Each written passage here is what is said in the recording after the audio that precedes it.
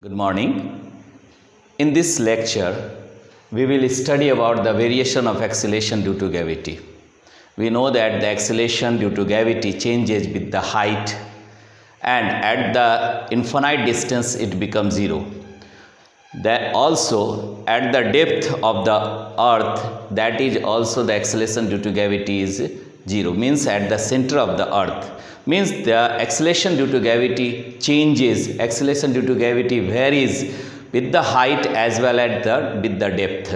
And not only that, the acceleration due to gravity also changes according to the relation. We know that the radius of the distance between the object will change. On that case, acceleration due to gravity also changes.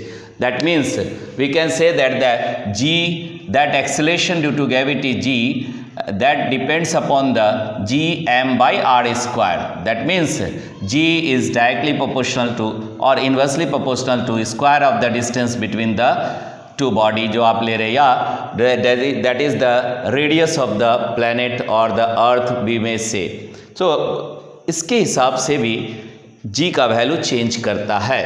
तो सबसे पहले अभी हम लोग देखेंगे, ऐसे जाने कि जी का वैल्यू हर कंडीशन पे चेंज करता है. हाइट पे चेंज करता है, दैट इज कॉल्ड एल्टीट्यूड. फिर डेप्थ पे चेंज करता है when you move inside the or in the depth of the earth. On that case, acceleration due to gravity also changes, and with that means radius of the earth also there is the change in the acceleration due to gravity. So first of all, here we will study the variation of the acceleration due to gravity with respect to the height. That means for the altitude बोलो या height बोलो, height के साथ भी g का value घटते जाता है, डिक्रीज करता है. कैसे, अभी हम लोग देखेंगे और जानेंगे. देखो यहाँ पर हमने सपोज किया कि एक स्फीयर है, that is the sphere of the अर्थ को स्फीयर के रूप में लिए of mass m is the mass of the अर्थ. ठीक है, ये क्या है, अर्थ कंसीडर किए, अर्थ.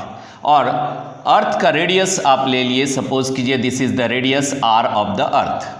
ठीक है, अर्थ का. अब ये सरफेस हो गया, तो surface of the earth what will be the acceleration due to gravity? That on the surface of the earth the acceleration due to gravity is equal to gm by r square.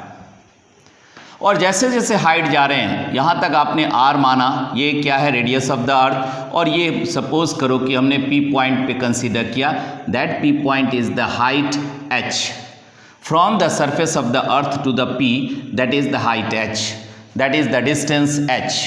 ठीक है, अब ये total distance कितना हो गया, r plus h.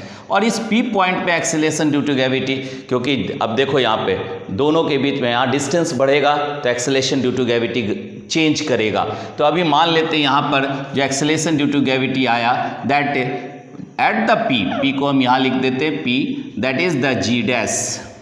ठीक है, तो g dash is equal to कितना हो गया, तो g mass of the earth is the m and the height from the center of the earth O to that of the P point is equal to R plus H, that whole square. So यहाँ दो acceleration due to gravity हम consider कर रहे हैं. On the surface it is the surface पे gm by r square, और at the height of the h, that is g dash is equal to gm by r plus h square. Now अब इसी दोनों बात को हम लोग यहाँ पर consider करते हुए रिलेशंस फाइंड आउट करेंगे. That relations, every each relations is the one formula for the solving the problem. अब कहाँ कहाँ कैसा होगा ये अभी हम लोग जानेंगे. देखो सबसे पहली बात, एल्टीट्यूड का मीन्स हाइट होता है, हाइट. तो अब acceleration due to gravity on the surface of the earth, acceleration due to gravity on the surface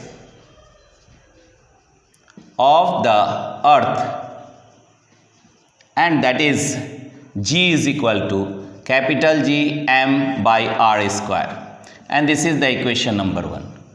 Now at the height, so लिख सकते हैं acceleration due to gravity at the height or altitude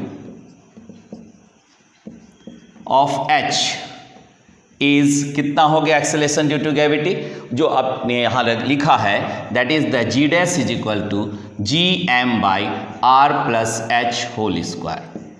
अब ये equation number 2 हमारे पास आ रहा है। अब इन दोनों से हम रिलेशन फाइंड आउट करेंगे कि जी डैश बाई जी कितना आ गया, तो दैट लिख सकते हैं डिवाइडिंग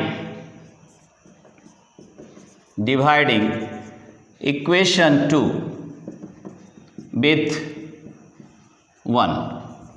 ठीक है, तो ऐसे में g dash by ji that is equal to the relation is what, in place of the g dash g capital M by r plus h whole square into, अब ये r ऊपर चला गया यहाँ पे तो लिख सकते हैं r स्क्वायर बाई यहाँ आ गया जी एम। ना this G M and G M cancel out, तो कितना रेशियो हमारे पास आया, अब देखो यहाँ पर पाई पार्ट कर दिए, that is G dash by ji that is equal to R square by R plus H, और इसी को हम लिख सकते हैं square that is equal to R by R plus H whole square. Now यहाँ पर भी एक रिलेशन है, इसको हमने इक्वेशन नंबर 3 मान लिया। सपोज करो कि यहाँ पर कंसिडर कर रहे हैं कि अगर मान लेते हैं जी डैश का वैल्यू 1/4 ऑफ द जी हो जाता है, तो ऐसे कंडीशन पे 1/4 ऑफ द जी हो जाएगा, तो on that case R is equivalent to H और H is equivalent to R। कैसे देखो, मान लेते हैं if that G dash is equal to 1/4 of G, तो हम इसको लिख सकते हैं इन प्लेस ऑफ दिस, यहाँ पर यूज करेंगे तो इसको जगह पे रख देंगे 1/4 G बाई G, ऐसे भी लिख सकते हैं that is equal to G/4, तो G/4 into G that equal to R by R plus H whole square. Now देखो यहाँ पे से G और G कैंसिल हो गया, so 1/4 that is equal to, इसको भी हम ले सकते हैं 1/4 R plus H whole square. यहाँ देखो यहाँ भी 2 का स्क्वायर है, ये भी स्क्वायर है, तो अब क्या करेंगे 1/2 दैट इज स्क्वायर, स्क्वायर हट जाएगा, R plus H whole square, this square cancel out. So क्या मिला यहाँ पर that R plus h that is equal to 2R, और कह सकते हैं R is equal to H।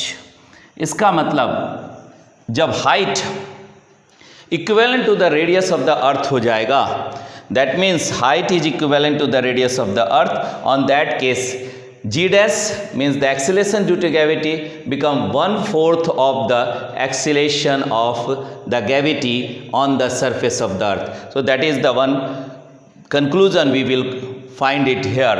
ये हम लोग यहाँ पे निकालें कि that when H is equal to R, on that case acceleration due to gravity will reduced by the 1/4 of the G. तो सरफेस पे जितना है उसका 1/4 हो जाएगा। ठीक है, तो ये जाने, और इससे हमको एक कंक्लूजन तो मिल गया that acceleration due to gravity decreases with the height. इसको हम कैलकुलेट करके भी निकाल लिए, और निकाले क्या, तो आप यहाँ पे से देखो, अब इधर हम मिटा दे रहे हैं ताकि उसको अच्छी तरह से समझ पाएँ। देखिए यहाँ पर इसका मतलब ग्रेजुअली जैसे जैसे हम हाइट पे जा रहे हैं, जैसे जैसे एल्टीट्यूड जा रहे हैं, ऊपर की ओर जा रहे हैं, जैसे जैसे हाइट पे जा रहे हैं, that means the height will increase और एल्टीट्यूड, हाइट बोलो या एल्टीट्यूड विल इंक्रीज,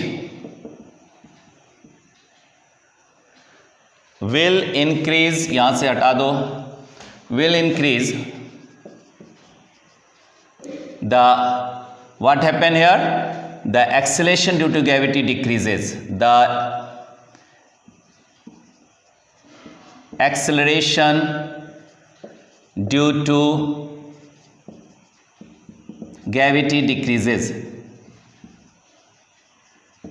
ये नोटिस किए हम लोग इस छोटा सा उदाहरण लेकर के, it is one type of example, या कह सकते हैं सिंपल एक रिलेशन को कंसिडर किए, तो ऐसे में हम जाने कि जी का वैल्यू घटते जा रहा है जैसे जैसे हम ऊपर की ओर जा रहे हैं। सो यही आप देखें यहाँ पर, increases the acceleration due to gravity decreases. अब इसके आगे अगर हम थर्ड रिलेशन को देखें और यहाँ से हम रिलेशन फाइंड आउट करें, तो सबसे पहला बात तो ये रिलेशन का यूज़ हम करते हैं कहाँ पे? फॉर हाइट अगर बड़ा है, means height is greater then the radius of the अर्थ के रेडियस से अगर हाइट बड़ा है तो ऐसे में हम लोग इस फार्मूला का यूज़ करेंगे, इक्वेशन नंबर 3 से रिलेटेड फार्मूला को यूज़ करेंगे, दैट एक्सप्रेशन को यूज़ करेंगे as a formula to find the problems, to find the acceleration due to gravity. क्या कह रहे हैं यहाँ पर? दैट फ्रॉम इक्वेशन 3 को देखो, इक्वेशन 3 को, तो ऐसे में हम लिख सकते हैं जी dash is equal to g into, यहाँ पर कितना हो गया? आर स्क्वायर बाई, अब इस यहाँ से हम रिलेशन ले रहे हैं, आर स्क्वायर को बाहर कर दिए और ये हो गया 1 plus H by are whole square, ये r square cancel, so g dash is equal to g by 1 plus H by are whole square. और ये रिलेशन जो आप इक्वेशन नंबर 4 देख रहे हैं, इट इज़ यूज्ड वेयर, कहाँ पे इसको हम यूज़ करेंगे? तो when h is greater than r, on that case acceleration due to gravity is calculated by this relation। इस रिलेशन नंबर 4 के से acceleration due to gravity calculate करेंगे। कंडीशन क्या है? When h is greater than r। ठीक है, अब देखो यहाँ पर हम इसको आगे बढ़ रहे हैं और फोर्थ रिलेशन को अगर h छोटा होता है, मीन्स द रेडियस से छोटा h है, तो हम क्या करेंगे, कौन सा रिलेशन लेंगे? देखो यहाँ पर इक्वेशन 3 से आपने यहाँ पे निकाला और एक कंक्लूजन दिए कि if height is greater than r, we apply the expression this to find the acceleration due to gravity. We apply the expression 4 to find the acceleration due to gravity at that height.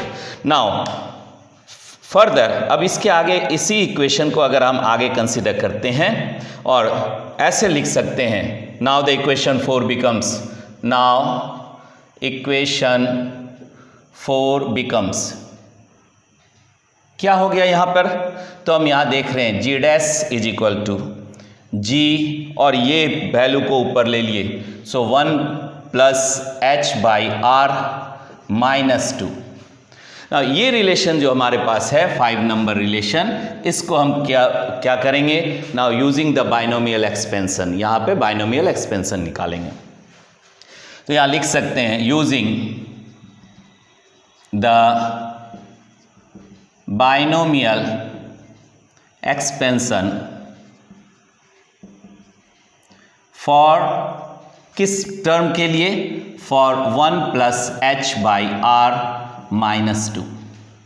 देखो अब यहाँ पर इसका relation find out करेंगे तो हमको क्या मिलेगा? 1 plus H by R minus 2, that is equal to first term minus of the 2h by R plus the factorial is 2 into 3 by the 2 factorial into, यहाँ पर लिखेंगे h square by R square, या कह सकते हैं इसको पूरे को स्क्वायर में ले लिए, प्लस यहाँ पर आ गया लेकिन माइनस है तो प्लस के बाद माइनस, फिर आ जाएगा 2 इंटू 3 इंटू 4 बाई, यहाँ पर क्यूब कर रहे हैं तो factorial of the 3, and then after R H cube by the R cube and plus 1 and so on. इस तरह करके ये क्या कर रहे हैं? एक्सपेंशन को दिखा रहे हैं।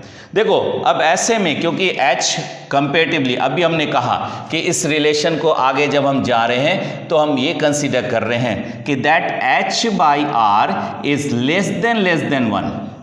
देखो रिलेशन को समझो, इफ यहाँ पर हमने कंडीशन लिया कि if h by R is less than 1, तो ऐसे में बाइनोमियल एक्सपेंशन को हम यूज़ किए।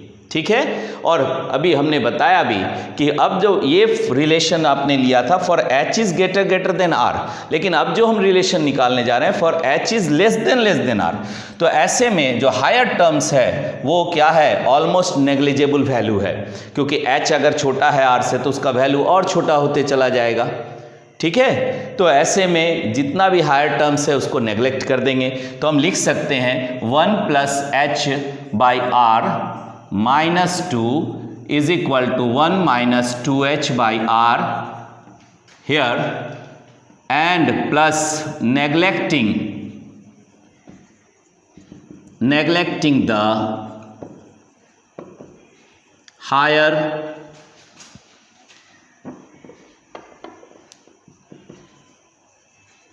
order terms, higher order terms को हम क्या करने जा रहे हैं, नेगलेक्ट कर रहे हैं। तो सिर्फ इतना बच गया मेरे पास। अब इस रिलेशन को हम यहाँ से बैठा देंगे यहाँ, तो क्या मिलेगा, नाउ द इक्वेशन 5 बिकम्स कितना हो गया, नाउ द इक्वेशन 5 बिकम्स, ये इक्वेशन किस लिए है, G dash is equal to G 1 minus 2H by R. ये फॉर किस कंडीशन पे इस एक्सप्रेशन 6 को यूज़ करेंगे, फॉर यूज़ किस कंडीशन के लिए करेंगे, for H less than R। H का वैल्यू, क्योंकि आपने अभी यहाँ कंडीशन भी देखा है कि H is less than R, तो ऐसे कंडीशन पे हमारे पास ये रिलेशन आ रहा है। तो अगर अर्थ रेडियस से छोटा अगर हाइट कंसीडर करते हैं, तो ऑन दैट केस क्या हम कंसीडर कर रहे हैं, कौन सा फॉर्मूला यूज करेंगे या कौन सा एक्सप्रेशन यूज करेंगे, G dash is equal to G 1 minus 2H by R. ठीक है, और यहाँ से हम ये भी देख रहे हैं कि G डैश डिक्रीज कर रहा है with that of the amount of 2H by R. Acceleration due to gravity decreases.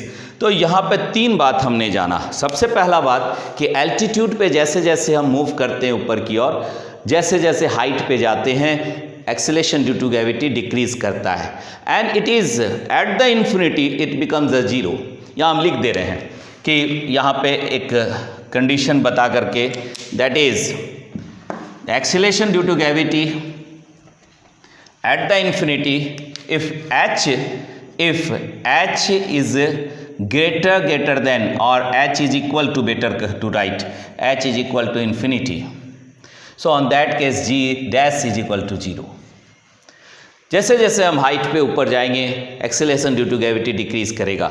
लेकिन हाँ, कौन सा फार्मूला कहाँ यूज़ करेंगे, तो ये भी बात हम लोग जाने कि अगर H greater than है, on that case we will apply the relation that is the G dash is equal to G and here it is the 1 और H R प्लस, जो रिलेशन आप लिए थे यहाँ पर क्या था, R स्क्वायर और 1 प्लस H बाई आर था ना, that is equal to 1 plus H by are whole square.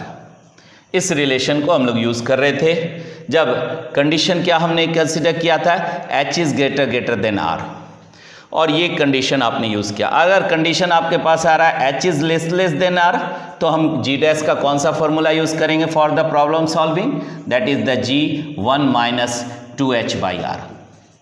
तो इस तरह हम लोग जाने कि acceleration due to gravity vary करता है with the height, with the altitude.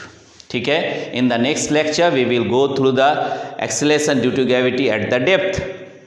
Okay, good luck to all of you.